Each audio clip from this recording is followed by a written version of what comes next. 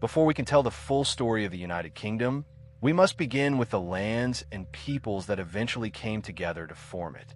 The history of the UK is not the story of one nation, but of four distinct nations: England, Scotland, Wales, and Ireland, each with their own cultures, rulers, and struggles.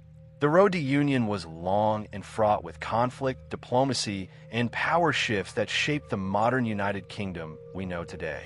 But why do we begin with Britain? The answer lies in the foundations of power that were laid over thousands of years, from the first human settlements on these isles to the powerful kingdoms that emerged. While the United Kingdom as a political entity wouldn't be born until much later, its roots can be traced back to ancient Britain, the rise of England, and the interactions between these early states. England, in particular, played a dominant role in shaping the course of the UK's history, making it the focal point in these early centuries. This is the entire history of the United Kingdom. Long before there were kings and queens, before castles and parliaments, the British Isles were home to ancient hunter-gatherers. Archaeological evidence suggests that humans arrived as early as 900,000 years ago, though the first permanent settlers came around 12,000 years ago as the Ice Age receded. These early Britons were nomadic tribes, moving across the land that was once connected to mainland Europe by a vast land bridge known as Doggerland. By around 3000 BCE, these early peoples began constructing one of the most mysterious monuments in history, Stonehenge. This ancient structure, aligned with the movements of the sun, is a testament to the growing complexity of prehistoric British societies. But while these early civilizations were impressive, they remained fragmented, with no single kingdom or ruling force binding the land together. Around 500 BCE, a new people arrived, the Celts. Fierce warriors, skilled craftsmen, and deeply spiritual, the Celts brought a new cultural identity to Britain. Divided into tribes, they ruled over much of the land, worshipping nature gods and living in fortified settlements. Their influence can still be felt today in the languages of Wales, Scotland, and Ireland, which trace their roots to the ancient Celtic tongue. However, the Celts' dominance would not last. A new force was rising across the sea, one that would change Britain forever. In 43 CE, the might of Rome descended upon Britain. The legions of Emperor Claudius swept through the land, establishing control over what would become Roman Britain. The native tribes fought fiercely, none more famously than Boudica, the warrior queen of the Iceni, who led a rebellion that burned Roman cities to the ground. But despite her defiance, the Romans crushed the resistance, and Britain became an outpost of the vast Roman Empire for nearly 400 years. During this time, Britain changed dramatically. The Romans built roads, cities, and baths, many of which still stand today. London, or Londinium, grew into a major trade hub. Roman rule brought organization and military power, but it also created deep divisions between Romanized Britons and those who resisted foreign rule. By the early 5th century, however, Rome's grip on Britain was weakening. As the empire crumbled, Roman troops withdrew, leaving Britain vulnerable to invasion. Into this power vacuum stepped the Anglo-Saxons, warriors from modern-day Germany, Denmark, and the Netherlands. Over the 5th and 6th centuries, these Germanic tribes carved out their own kingdoms, eventually forming the foundations of what would become England. The Celts were pushed to the fringes, retreating into Wales, Scotland, and Ireland, where their distinct identities would remain strong. Over time, England began to emerge as a dominant force, with kings like Alfred the Great uniting the land against Viking invasions. By the late 10th century, England had developed into a structured kingdom with laws, a centralized monarchy, and a growing sense of national identity. However, the story of the United Kingdom was far from complete. The coming centuries would bring conquest, rebellion, and union, as England, Scotland, Wales, and Ireland navigated their complex and often bloody path toward unity. The rise of England as a dominant power in the British Isles was far from a smooth path. The centuries following the Anglo-Saxon era were filled with conflicts that reshaped the land, none more significant than the Norman Conquest of 1066. This event would not only transform England, but also lay the groundwork for the eventual formation of the United Kingdom, as it introduced new rulers, systems of governance, and conflicts that would define the relationship between England, Scotland, Wales, and Ireland for centuries to come. By the mid-11th century, England was a well-established kingdom, ruled by King Edward the Confessor. However, his death in 1066 triggered one of the most infamous succession crises in history. With no direct heir, multiple claimants emerged, each vying for control of the English throne. The three main contenders were Harold Godwin's son, a powerful English noble who was crowned king by the Anglo-Saxon nobility; William, Duke of Normandy, who claimed that Edward had promised him the throne and that Harold had sworn allegiance to him; Harold Hardrada, King of Norway, who asserted a claim based on old Viking agreements. England was soon caught in a storm of invasions. In September 1066, Harold Hardrada landed in the north, leading a Viking army. Harold Godwin's son marched his forces to meet him at the Battle of Stamford Bridge, where the Norse invaders were crushed. But before Harold could recover, news arrived of an even greater threat. William of Normandy had landed on the southern coast. Harold and his exhausted army rushed south, where they met William's forces at Hastings on October 14, 1066. The battle was brutal and lasted all day.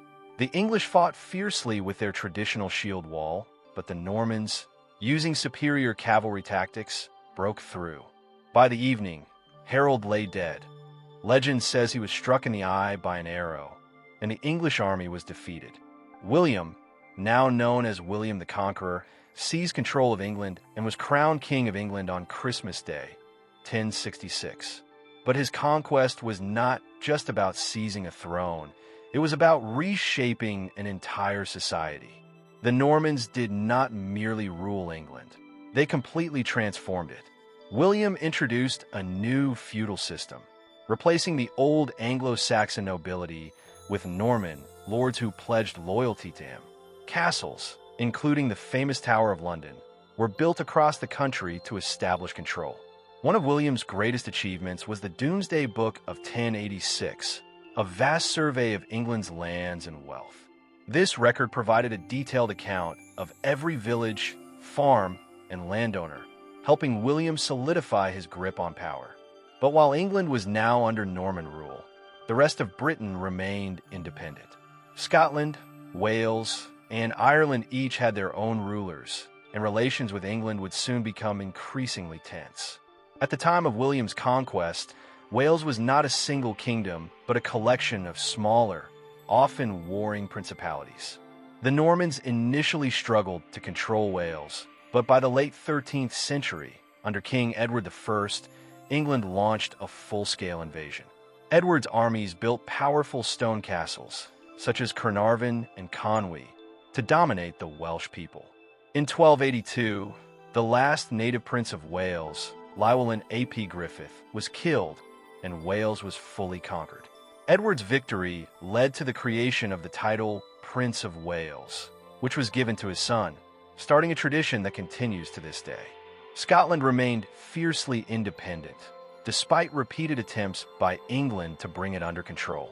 The Scottish kings, most notably Robert the Bruce and William Wallace, fought against English domination in the late 13th and early 14th centuries. The Wars of Scottish Independence, immortalized in films like Braveheart, saw Scotland maintain its sovereignty. Although the English monarchs continued to claim authority over Scotland, it would remain a separate kingdom for centuries. Ireland, too, would feel the influence of English power. In 1169, English forces invaded Ireland under King Henry II, marking the beginning of centuries of English involvement. While much of Ireland remained under local Gaelic rule, the English crown established control over key areas, especially around Dublin. This was only the first step in a long and troubled history between England and Ireland, one that would become central to the story of the United Kingdom. By the end of the Norman era, England had become a powerful kingdom, shaping the fate of the British Isles. But full unification was still far off. Over the coming centuries, England's rulers would continue their expansionist ambitions, leading to dynastic struggles, brutal wars, and eventual union. The story of the United Kingdom was just beginning. With the Norman rule firmly established, England entered a new era under the Plantagenet dynasty, a royal house that would dominate English history for over 3 centuries. This period saw the expansion of English power, the signing of the Magna Carta, and wars that shaped the nation's future, not only within Britain but across Europe. Most importantly, it laid the groundwork for England's growing influence over Scotland, Wales, and Ireland, setting the stage for the eventual formation of the United Kingdom. The Plantagenets rose to power through Henry II, who became King of England in 1154. His rule was significant for multiple reasons, particularly his expansionist policies. He controlled not just England but vast lands in France, including Normandy, Anjou, and Aquitaine, a realm so large it was known as the Angevin Empire. His marriage to Eleanor of Aquitaine, one of the most powerful women in medieval Europe, only strengthened England's influence on the continent. But Henry's reign was not without turmoil. His infamous conflict with Thomas Becket, the Archbishop of Canterbury, ended in Becket's murder inside Canterbury Cathedral, shocking Europe. Henry also faced rebellion from his own sons, most notably Richard the Lionheart and John, the latter of whom would leave an everlasting mark on English history. John, who inherited the throne in 1199, quickly became one of England's most hated kings. His harsh rule, high taxes, and military failures, most notably losing nearly all of England's French territories, led to widespread rebellion. In 1215, English barons forced him to sign the Magna Carta, a document that limited the king's power and laid the foundation for constitutional government. While John attempted to ignore the Magna Carta, its principles of limited monarchy and rule of law would influence not just England but later the entire United Kingdom. During the Plantagenet era, England aggressively expanded its control over Wales and Scotland. Wales, which had resisted full English domination since the Norman invasion, finally fell under English rule when King Edward I led a brutal campaign in the late 13th century. He built massive castles across Wales and established English law, making Welsh resistance nearly impossible. The title Prince of Wales was given to his heir, a tradition that continues today. Scotland, however, proved to be far more resilient. Edward I attempted to conquer it, but resistance leaders like William Wallace and Robert the Bruce led fierce campaigns for Scottish independence. The war culminated in the Battle of Bannockburn in 1314, where Robert the Bruce crushed the English army, ensuring Scotland remained independent for centuries to come. While England fought for control within Britain, it was also engaged in a long and bloody conflict with France, the 100 Years' War, 1337 to 1453. This war, fought between the English Plantagenets and the French Valois dynasty, was not just about land, but about who had the right to rule France. The war saw legendary figures like Edward III, the Black Prince, and Henry V, who achieved a stunning victory at the Battle of Agincourt in 1415. However, despite England's early successes, the war ended in French victory, with England losing nearly all its territories in France. After centuries of Plantagenet rule, England was thrown into civil war. The War of the Roses, 1455 to 1487, was a brutal conflict between 2 rival branches of the royal family. The House of Lancaster, Red Rose. The House of York, White Rose. The war devastated England, with kings being overthrown, families destroyed, and battles fought for decades. It finally ended when Henry Tudor defeated Richard III at the Battle of Bosworth Field in 1485, claiming the throne as Henry VII and founding the Tudor dynasty. This victory was monumental. Not only did it end the Plantagenet era, but it also ushered in a new age of English monarchy, one that would bring dramatic changes to Britain and the world. By the end of the Plantagenet period, England had firm control over Wales, maintained a complex and tense relationship with Scotland, and had planted deeper roots in Ireland. The idea of a united kingdom was still distant, but the pieces were falling into place. Now, with the rise of the Tudors, a new chapter in British history was about to begin. one that would see religious upheaval, empire building, and eventually the creation of Great Britain itself.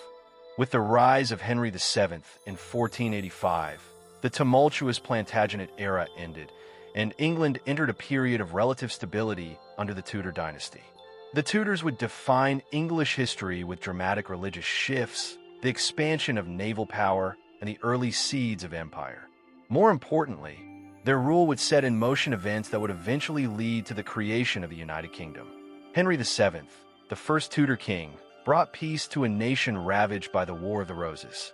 His marriage to Elizabeth of York united the rival houses of Lancaster and York, symbolizing a new era.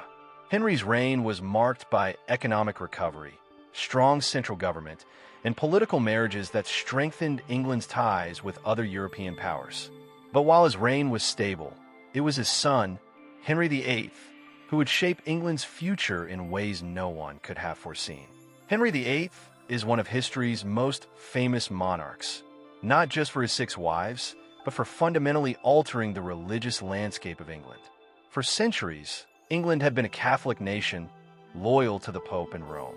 But when Henry VIII sought to divorce Catherine of Aragon and the Pope refused, he took drastic action. In 1534, he passed the Act of Supremacy, declaring himself the supreme head of the Church of England. This marked the beginning of the English Reformation, severing England's ties with the Catholic Church. This move was not just about religion, it was about power. By breaking away from Rome, Henry VIII seized church lands, increased his wealth, and ensured that the English monarch had absolute authority. However, this religious shift sparked conflict both at home and abroad. England became a Protestant nation, but many remained loyal to Catholicism, leading to decades of unrest. After Henry's death in 1547, his young son Edward VI took the throne.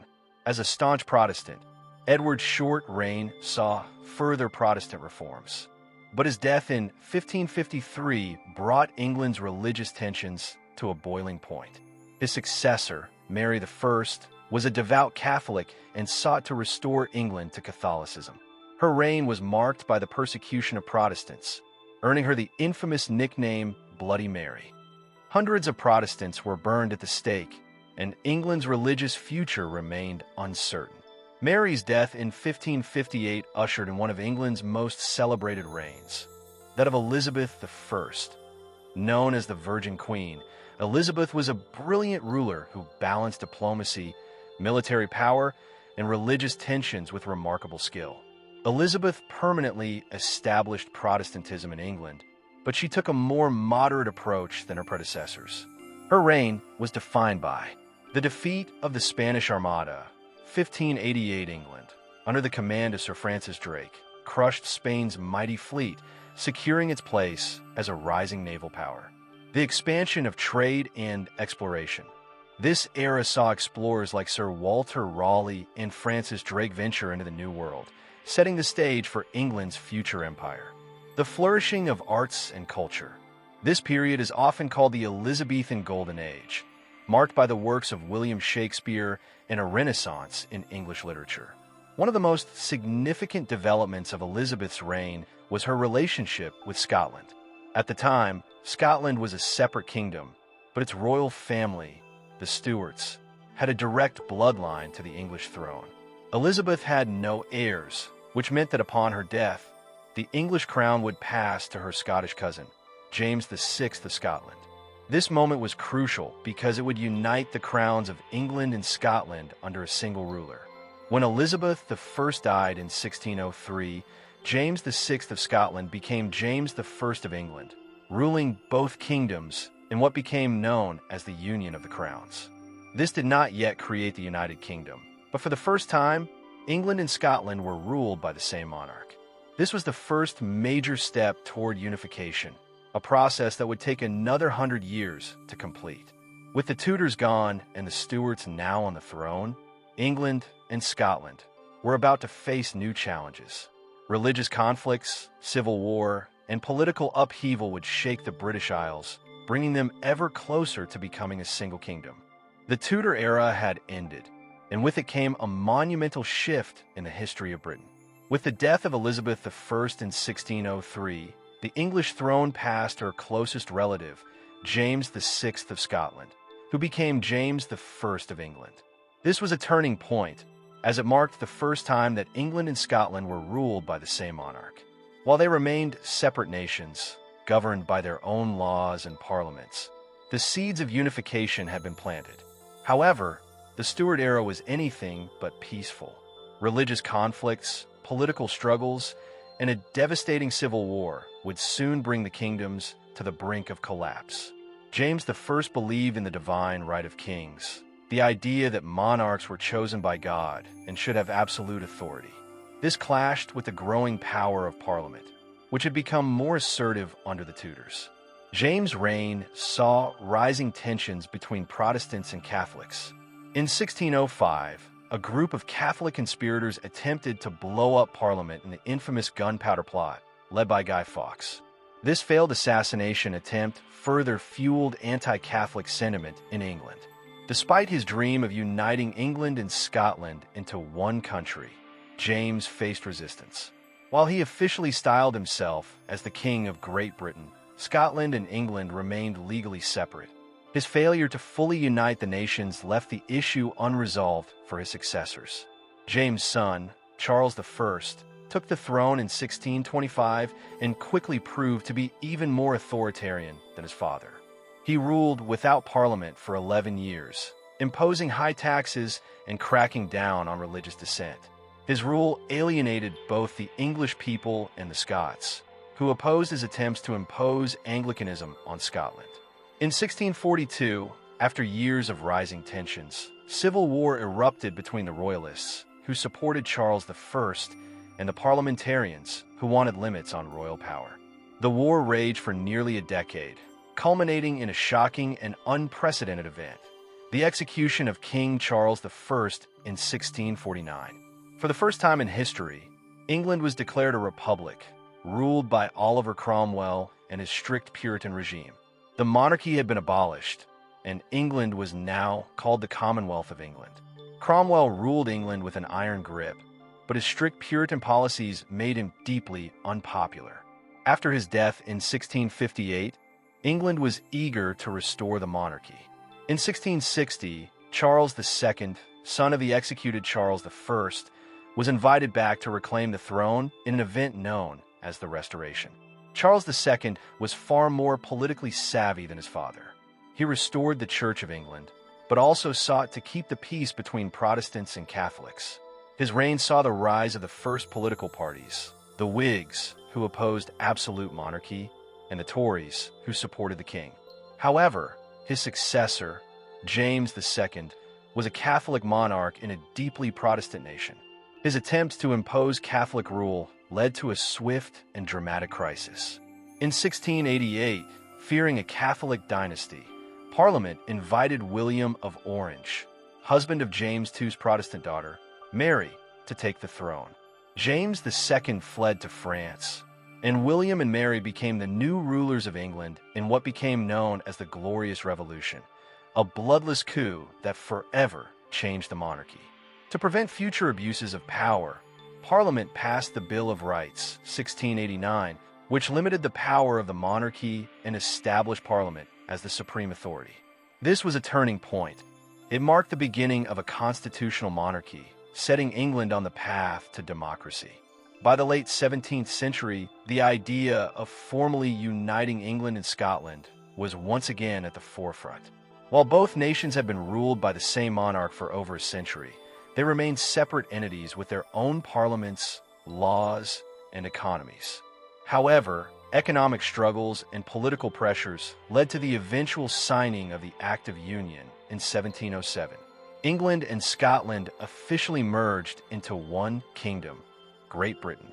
This was the moment the United Kingdom truly began to take shape.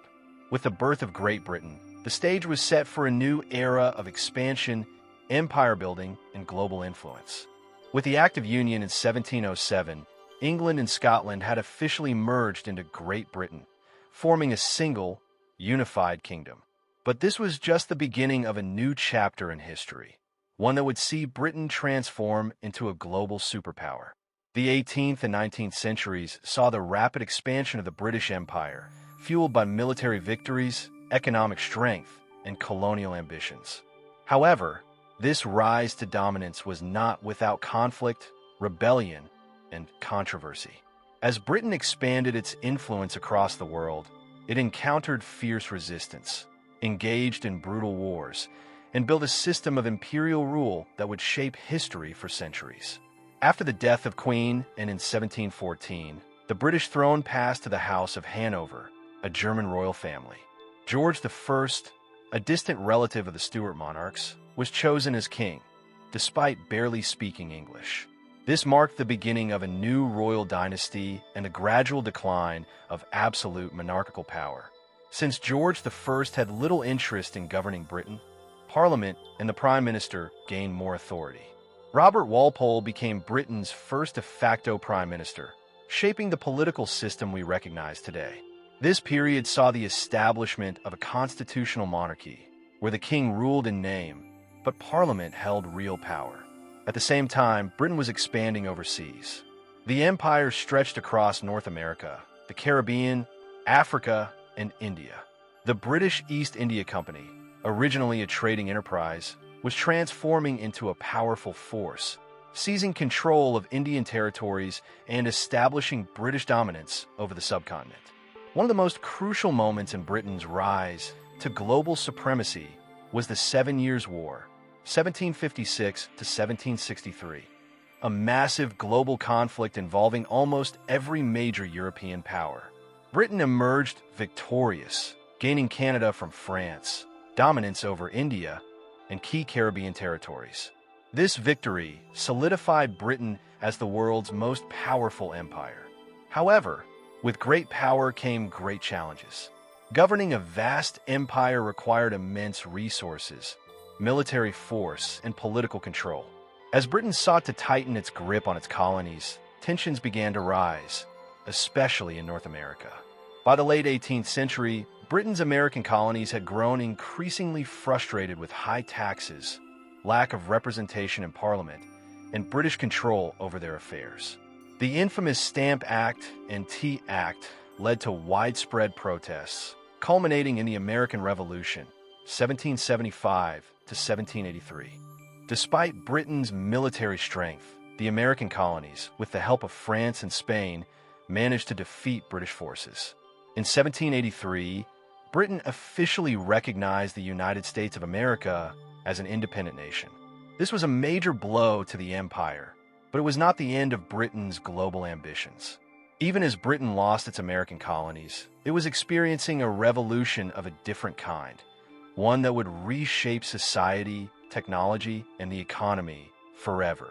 The Industrial Revolution, which began in the late 18th century, turned Britain into the world's first industrialized nation.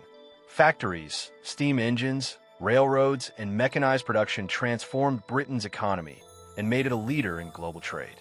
Cities like Manchester, Birmingham, and London grew rapidly as people flocked to factories for work. Industrialization also fueled Britain's imperial ambitions. The demand for raw materials and new markets led Britain to expand its control over India, Africa, and Southeast Asia. The British Empire became known as the empire on which the sun never sets, as its territories stretched across the globe. While Britain was advancing industrially, it also faced one of its greatest military threats, Napoleon Bonaparte and the French Empire. The Napoleonic Wars, 1803 to 1815, were a series of conflicts between France and its European rivals, including Britain. The British Royal Navy, under Admiral Horatio Nelson, played a crucial role in defeating Napoleon's forces at the Battle of Trafalgar, 1805. Later, at the Battle of Waterloo, 1815, British and Allied forces finally defeated Napoleon, securing Britain's dominance in European affairs. With Napoleon gone, Britain emerged as the most powerful nation in the world, with an empire spanning Asia, Africa, the Caribbean, and beyond. By the 19th century, the British Empire was at its peak. One of the crown jewels of the empire was India, which officially came under British rule in 1858 after the Indian Rebellion of 1857. The British Raj transformed India into an essential part of the empire, but it also sparked resistance and nationalist movements that would later challenge British rule. Britain also expanded into Africa, controlling regions like Egypt, South Africa, and Nigeria. The scramble for Africa in the late 19th century saw European powers carving up the continent, with Britain taking vast territories. Despite its dominance, the empire was built on exploitation, forced labor, and colonial rule, and resistance to British control was growing across the world. The reign of Queen Victoria, 1837 to 1901, marked the height of the British Empire. Britain was the world's leading industrial power, controlling global trade, finance, and military affairs. The Victorian era also saw major social and political reforms. Slavery had been abolished in the British Empire in 1833, and new laws improved working conditions, education, and democracy. However, Britain's global dominance was beginning to face new challenges. The rise of Germany, the United States, and nationalist movements across the empire signaled that Britain's supremacy would not last forever. The next chapter of history would bring world wars, decolonization, and the decline of the empire. But for now, Britain stood at the pinnacle of its power. As the 19th century progressed, Britain stood as the most powerful empire on earth. Its influence stretched across continents, and its economy, fueled by the Industrial Revolution, was unmatched. But within the British Isles, one significant piece of the puzzle was still missing: Ireland. For centuries, England and Ireland had been intertwined in conflict, rebellion, and uneasy rule. By the early 1800s, the British government sought to bring Ireland fully into the Union, creating a single, unified state. This decision would have far-reaching consequences, shaping the history of the United Kingdom and setting the stage for future tensions. On January 1st, 1801, the Act of Union officially merged Great Britain, England, Scotland, and Wales with Ireland, forming the United Kingdom of Great Britain and Ireland. This act dissolved the Irish Parliament, bringing Ireland under the direct control of Westminster in London. In theory, this was supposed to create a stronger, more united nation, but in reality, it deepened divisions. Most of Ireland's population was Catholic, while the ruling class and British government were Protestant. Under British rule, Irish Catholics faced discrimination, land seizures, and economic hardship. They had no political representation in Parliament and were often treated as second-class citizens. One of the most vocal opponents of these injustices was Daniel O'Connell, an Irish lawyer and politician who led the fight for Catholic emancipation. After years of political pressure, the Catholic Relief Act of 1829 was passed, granting Irish Catholics the right to vote and hold office. It was a step forward, but tensions between Ireland and Britain continued to grow. Just as the United Kingdom was taking shape, it faced one of the greatest tragedies in its history: the Great Irish Famine, 1845 to 1852. A devastating potato blight wiped out Ireland's main food source, leading to mass starvation and death. Over 1 million people died, and another million fled to countries like the United States and Canada, leaving Ireland permanently changed. The British government's response was widely criticized. While some aid was provided, many British officials saw the famine as Ireland's problem, blaming the Irish themselves for their suffering. This deepened resentment and fueled demands for Irish independence. By the late 19th century, the demand for home rule, self-government for Ireland, grew stronger. Charles Stuart Parnell, one of Ireland's most influential leaders, pushed for a bill that would give Ireland its own parliament, while still remaining part of the United Kingdom. The idea faced strong opposition, especially from Northern Ireland, where many people were Protestant and loyal to Britain. The first attempts at home rule failed, but the seeds of Irish nationalism and division had been planted. As the 20th century dawned, Britain was still a global empire, but tensions within the United Kingdom, especially between Ireland and Britain, were reaching a breaking point. As the world entered the 20th century, the United Kingdom stood as a dominant global power, its empire stretching across continents. But two devastating world wars would challenge its strength. reshape its role on the global stage, and alter the very fabric of British society.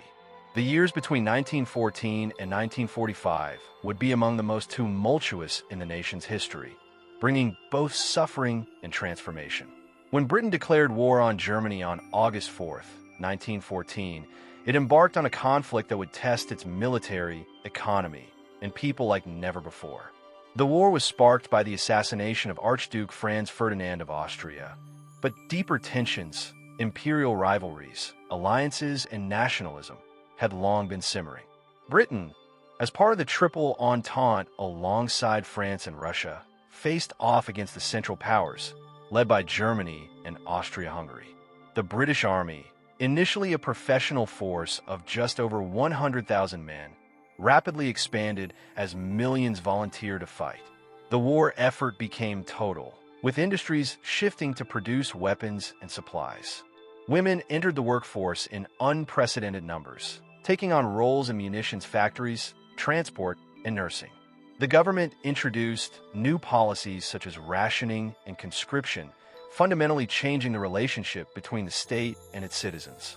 The battlefields of Europe, particularly the Western Front, became a horrific landscape of trench warfare. British forces endured brutal conditions in battles like the Somme and Passchendaele, where thousands perished in single days. The war extended beyond Europe, with Britain fighting in the Middle East, Africa, and even engaging in naval warfare against German U-boats. At home, the war effort stirred both unity and dissent. The government tightened control over information, using propaganda to sustain morale, while dissenters, such as Irish nationalists and pacifists, voiced opposition. The Easter Rising of 1916 in Ireland was one such moment, leading to intensified calls for Irish independence. By the time the war ended in November 1918, Britain had suffered nearly 1 million military and civilian deaths. The cost was staggering, both financially and socially. Returning soldiers faced economic hardship, and the empire itself began to show cracks. The Treaty of Versailles in 1919, which imposed harsh terms on Germany, also set the stage for future global conflicts. The 1920s and 1930s were years of recovery, political change, and economic struggle. The war had left Britain with enormous debts, and the global economy entered a period of turbulence. The General Strike of 1926, in which millions of workers protested wage reductions and working conditions, highlighted deep social tensions. Politically, Britain saw shifts in governance. The first Labour government took power in 1924, reflecting the growing strength of the working class movement. Meanwhile, the fight for Irish independence culminated in the Anglo-Irish Treaty of 1921, leading to the establishment of the Irish Free State in 1922. The United Kingdom was no longer a single entity ruling Ireland entirely, as Northern Ireland remained under British control while the South became independent. The 1930s were marked by the Great Depression, which caused mass unemployment and hardship across Britain. This economic turmoil, combined with the rise of fascism in Germany and Italy, sowed the seeds for another global conflict. Despite Prime Minister Neville Chamberlain's policy of appeasement, aimed at avoiding war with Germany, Adolf Hitler's expansionist ambitions would soon force Britain into another devastating struggle. When Germany invaded Poland in September 1939, Britain and France declared war. Unlike the First War, where enthusiasm had driven recruitment, this time there was a grim determination. Another war so soon after the horrors of the last was almost unthinkable. Yet, the threat posed by Nazi Germany left Britain with no choice. The early years of the war were marked by a series of setbacks. The fall of France in 1940 left Britain standing alone against Hitler's forces. The Battle of Britain that summer was a defining moment. As the German Luftwaffe launched relentless air raids, British pilots of the Royal Air Force, RAF, fought fiercely to defend their homeland. Prime Minister Winston Churchill's defiant speeches inspired the nation with his famous declaration, "We shall fight on the beaches, we shall fight on the landing grounds, we shall fight in the fields and in the streets, we shall fight in the hills, we shall never surrender." The Blitz, a prolonged bombing campaign against British cities, tested civilian resilience. London, Coventry, and other cities suffered devastating attacks, but British resolve remained unbroken. Rationing became stricter, and women once again took on crucial roles in industry and military support. The war effort reached every household, reinforcing a sense of unity. As the war progressed, Britain found crucial allies in the Soviet Union and the United States. The entry of the U.S. into the war in 1941, following Japan's attack on Pearl Harbor, shifted the balance of power. The Allied forces launched a counteroffensive, culminating in the D-Day landings of June 1944, in which British troops played a leading role. The successful invasion of Nazi-occupied France marked the beginning of the end for Hitler's regime. By May 1945, Germany had surrendered, bringing victory in Europe. Yet, the war was not over. Britain continued fighting in the Pacific until Japan's surrender in August 1945, following the atomic bombings of Hiroshima and Nagasaki. The Second World War left Britain victorious but exhausted. The empire that had once dominated the world was now overshadowed by two new superpowers, the United States and the Soviet Union. Domestically, the war had transformed British society. The shared sacrifices had strengthened calls for social reform, leading to the establishment of the modern welfare state. The Labour government elected in 1945, led by Clement Attlee, introduced radical changes, including the founding of the National Health Service, NHS, in 1948. Meanwhile, the empire's days were numbered. India gained independence in 1947, followed by a wave of decolonization across Africa and the Caribbean. The United Kingdom was no longer the imperial giant it had once been, but rather a nation redefining its place in a rapidly changing world. The wars of the 20th century had reshaped Britain and its people. Once the heart of a vast empire, the UK had emerged from the conflicts with a new identity, one focused not on global domination, but on recovery, resilience, and a future shaped by its citizens rather than its conquests. The war years had been painful, but they had also been formative, setting the stage for the Britain of the modern era. As the Second World War ended in 1945, Britain stood victorious but exhausted. The war had ravaged its cities, strained its economy, and left the empire in a precarious state. The once mighty British Empire, which had dominated global affairs for centuries, now faced an uncertain future. The United Kingdom had played a key role in defeating Nazi Germany, but its place in the world was rapidly changing. It was no longer the unchallenged global superpower it had once been. Two new superpowers, the United States and the Soviet Union, had emerged. The world had entered the Cold War era, and Britain had to navigate its role in this dangerous new geopolitical landscape while rebuilding its war-torn economy and society. The toll of World War II on Britain was immense. Over 450,000 British soldiers and civilians had lost their lives, and major cities such as London, Coventry, and Liverpool had suffered devastating bombings. The infrastructure was in disrepair, the economy was in crisis, and the national debt had skyrocketed. Rationing, which had begun during the war, continued well into the 1950s as the country struggled to produce and import enough food and goods for its people. Despite victory, the mood in Britain was somber. Soldiers returned home to a country vastly different from the one they had left, and civilians who had endured years of bombing, displacement, and hardship found little relief in peacetime. Britain had fought to protect democracy and freedom, yet it now found itself weakened, relying heavily on the financial aid of the United States to keep its economy afloat. One of the most significant responses to the post-war crisis was the creation of the modern British welfare state. In 1945, the Labour Party, led by Clement Attlee, won a landslide victory, ending the long rule of Winston Churchill.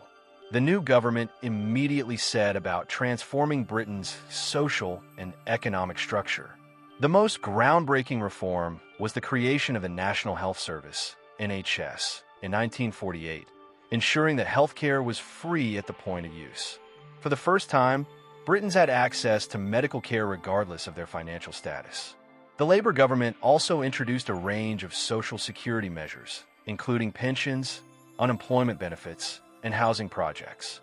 These policies fundamentally reshaped British society and remain a cornerstone of British life today.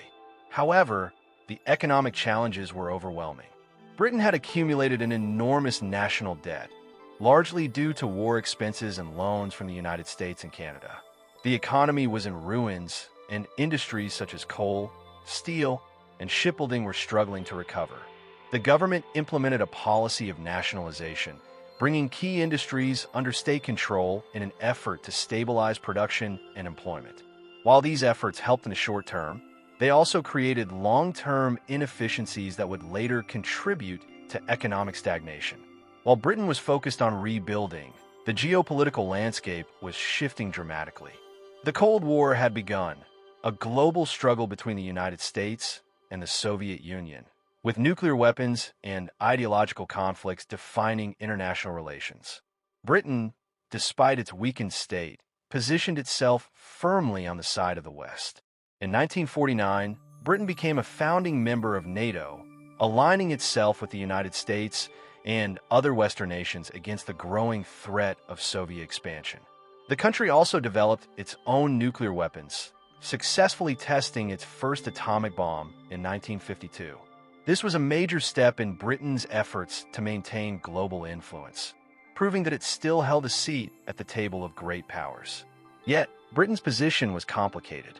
While it relied heavily on the Marshall Plan, a U.S.-funded program to rebuild European economies, there was also an underlying tension in Britain's reliance on American power. The empire that had once dictated global affairs was now economically dependent on its former colony, the United States. The most dramatic change for Britain in the post-war years was the rapid dismantling of its empire. Before World War II, the British Empire had controlled nearly a quarter of the world's landmass. However, the war had drained Britain's resources, and the rise of nationalist movements in the colonies made continued imperial rule unsustainable. In 1947, Britain granted independence to India and Pakistan, marking the beginning of the end for the empire. This was a moment of both pride and pain. India had been the jewel in the crown of the empire, and its loss signaled that Britain's days as a global imperial power were numbered.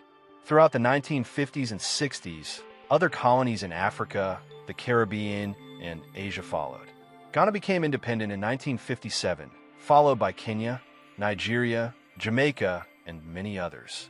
Britain transitioned from an imperial power to a leading member of the Commonwealth, a group of former colonies that maintained economic and cultural ties with the UK.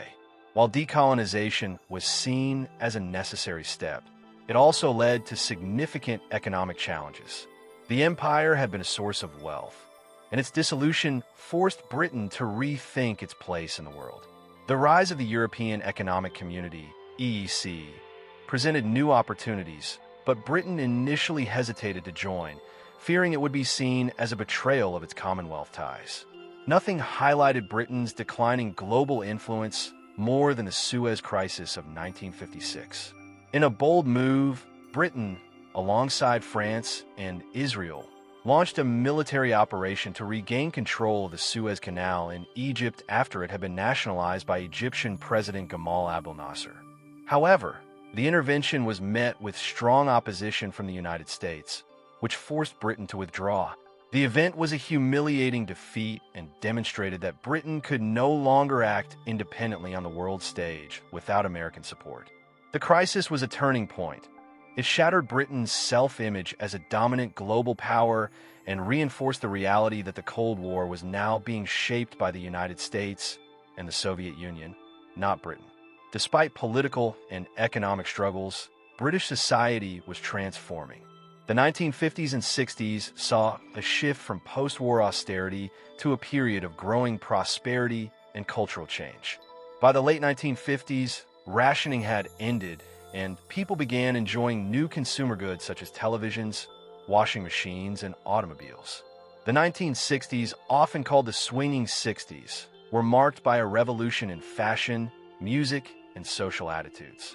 London became the cultural capital of the world, with the Beatles, the Rolling Stones, and other British artists dominating the global music scene.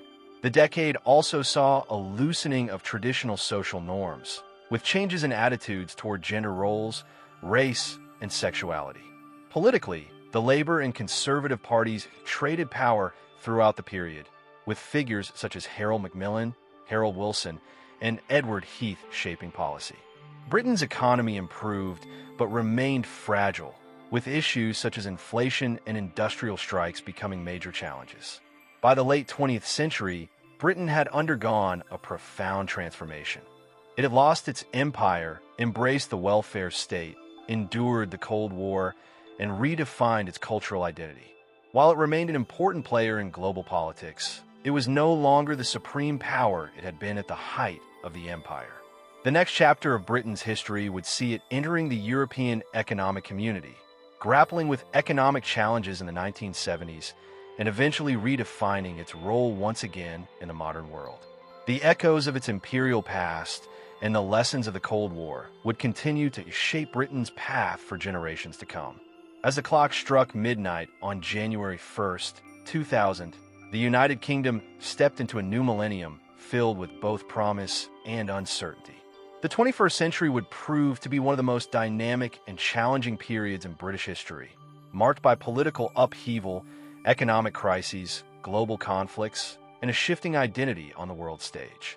From the War on Terror to Brexit, the UK has navigated an era of transformation that has tested its institutions, economy, and national unity. The first major international crisis of the 21st century came with the attacks of September 11, 2001, in the United States. The UK, under Prime Minister Tony Blair, quickly aligned itself with the United States in what would become known as the War on Terror. British troops were deployed to Afghanistan in 2001 to combat the Taliban and Al-Qaeda, marking the start of a prolonged military engagement that would last nearly 2 decades. The UK's involvement in the War on Terror intensified in 2003 when it joined the US-led invasion of Iraq, a decision that remains one of the most controversial in modern British history. Blair's government justified the invasion by claiming that Iraqi leader Saddam Hussein possessed weapons of mass destruction. However, as the war dragged on and no such weapons were found, public sentiment turned against the government. Mass protests erupted across the UK, and trust in the political establishment eroded. The Iraq War not only cost billions of pounds, but also contributed to a significant loss of life, including hundreds of British soldiers.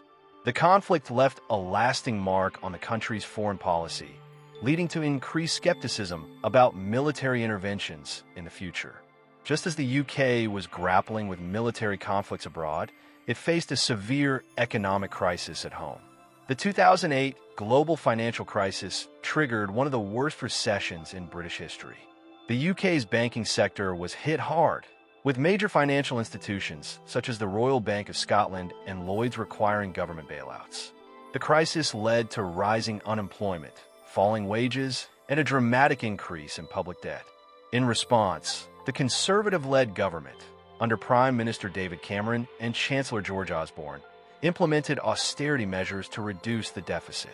Public spending was slashed, leading to cuts in welfare programs, education, and the National Health Service, NHS. While some economists argued that austerity was necessary to restore economic stability, others contended that it disproportionately harmed the most vulnerable members of society. The debate over austerity would remain a divisive issue in British politics for years to come. The early 21st century also saw a surge in calls for Scottish independence. In 2014, Scotland held a historic referendum on whether to leave the United Kingdom. While the No campaign ultimately prevailed with 55% of the vote, the independence movement remained a potent force in Scottish politics. The Scottish National Party, SNP, led by Nicola Sturgeon, continued to push for another referendum, arguing that Scotland should have greater control over its own affairs, particularly in the wake of Brexit.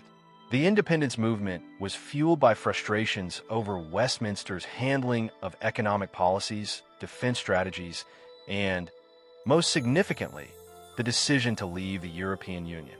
Many Scots felt that their interests were not being adequately represented, leading to increasing tensions between the Scottish and UK governments. Perhaps the defining event of the 21st century for the UK was Brexit, the country's decision to leave the European Union. In 2016, a referendum was held, and 52% of voters opted to leave the EU. The result sent shockwaves through the political landscape, leading to the resignation of Prime Minister David Cameron and plunging the UK into a prolonged period of uncertainty. The Brexit process was fraught with challenges. Negotiations with the EU over trade agreements, border policies, and legal frameworks dragged on for years. The issue of the Irish border became particularly contentious, as leaders sought to avoid the return of a hard border between Northern Ireland and the Republic of Ireland. Brexit also deepened divisions within the UK. While England and Wales largely voted to leave, Scotland and Northern Ireland favored remaining in the EU, exacerbating calls for Scottish independence and raising concerns about the stability of the United Kingdom itself. After years of debate and political maneuvering, the UK officially left the EU on January 31st, 2020. However, the long-term effects of Brexit continue to shape the nation's economy and global standing.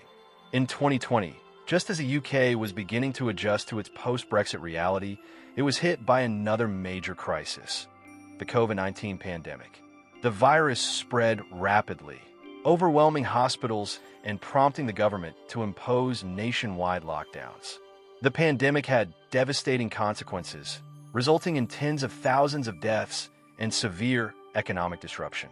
The government, led by Prime Minister Boris Johnson, implemented emergency measures, including furlough schemes to protect jobs and financial aid for struggling businesses. However, the handling of the crisis was met with criticism, particularly regarding delays in implementing lockdowns and failures in the test and trace system. The pandemic also exposed deep inequalities in British society, with poorer communities and ethnic minorities disproportionately affected. Despite the challenges, the UK played a leading role in vaccine development, with the Oxford AstraZeneca vaccine being distributed globally. By 2021, the country had one of the highest vaccination rates in the world, allowing for a gradual return to normalcy.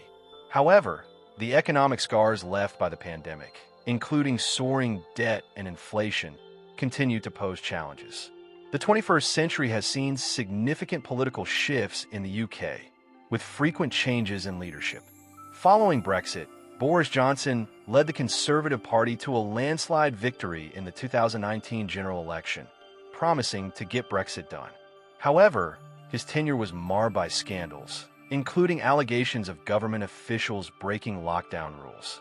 Johnson eventually resigned in 2022, making way for a period of political turbulence with short-lived leaders such as Liz Truss before Rishi Sunak took office. Meanwhile, the Labour Party underwent transformations of its own, with leaders such as Jeremy Corbyn and Keir Starmer seeking to redefine the party's direction. As the UK moves further into the 21st century, the political landscape remains highly unpredictable, with ongoing debates over economic policies, social justice, and Britain's role in the world. As the UK advances into the coming decades, it faces critical questions about its identity and global position. The challenge of maintaining the unity of the four nations, England, Scotland, Wales, and Northern Ireland, remains at the forefront. The economy, still recovering from multiple crises, must adapt to the digital age, climate change, and shifting global markets. Britain's departure from the EU has forced it to redefine its relationships with both European neighbors and international allies. As geopolitical tensions rise worldwide, the UK will need to navigate its foreign policy carefully, balancing national interests with global cooperation. Culturally, the UK remains a vibrant hub of innovation, arts, and media, influencing the world in music, film, and literature. British universities continue to be world leaders in education and research, attracting students from across the globe. The 21st century has been a period of immense change for the United Kingdom. From economic crises to political upheavals, from wars abroad to cultural transformations at home, the nation has continually evolved. What remains to be seen is how the UK will adapt to the challenges of the future while holding onto the values and traditions that have defined it for centuries.